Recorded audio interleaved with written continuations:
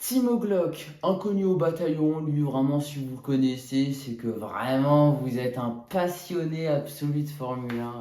Il s'agirait de grandir. Il s'agirait de grandir.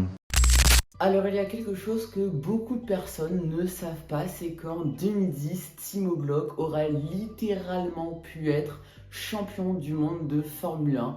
C'est pas vrai. En fait, sur la saison 2009, Toyota fait un bon début de saison, si on peut dire ça comme ça, mais la deuxième partie de saison n'est pas terrible du tout.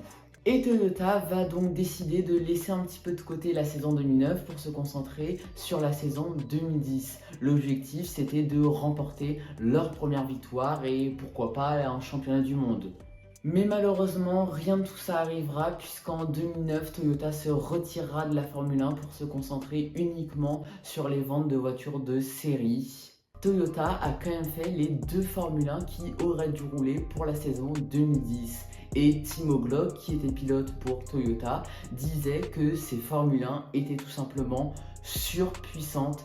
Même les ingénieurs qui ont travaillé chez Toyota et qui sont ensuite allés dans d'autres écuries disaient que aucune écurie ne matchait avec les performances qu'aurait pu avoir la Toyota en 2010.